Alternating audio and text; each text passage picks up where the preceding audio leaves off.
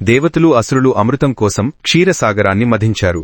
ఈ మహామథనం కేవలం అమృతాన్ని మాత్రమే కాదు, సృష్టిలోని అత్యంత విలువైన 14 దివ్య వస్తువులను, చతుర్దశ రత్నాలను బయటకు తెచ్చింది. అవేంటో చూద్దాం. మొదటి వచ్చింది హాలాహలం అనే భయంకరమైన విషం.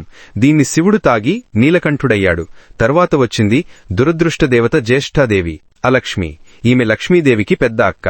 అనంతరం శుభాలకు ప్రతీకైన శ్రీ మహాలక్ష్మీదేవి ఉద్భవించి విష్ణువును వరించింది. ప్రపంచంలోనే అత్యంత విలువైన రత్నం కౌస్తుభమణి బయటకు వచ్చింది. దీనిని విష్ణువు ధరించాడు.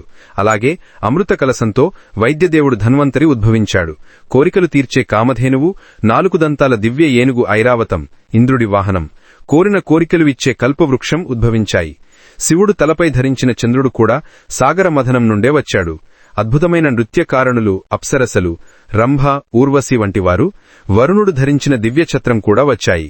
విష్ణువు ధరించిన పంచజన్య శంఖం, అసురులు స్వీకరించిన సురాదేవి మధ్యదేవత మరియు విష్ణువు ధరించిన సారంగధనుస్సు కూడా వచ్చాయి. ఈ 14 రత్నాల వెనుక లోతైన ఆధ్యాత్మిక సందేశం ఉంది. కష్టపడి చిలికితేనే అమృతంతో పాటు గొప్ప సంపద లభిస్తుందని పురాణాలు చెబుతున్నాయి. ఈ వీడియో మీకు నచ్చితే లైక్ చేయండి, షేర్ చేయండి, మా ఛానల్ని సబ్స్క్రైబ్ చేయండి. ధన్యవాదాలు.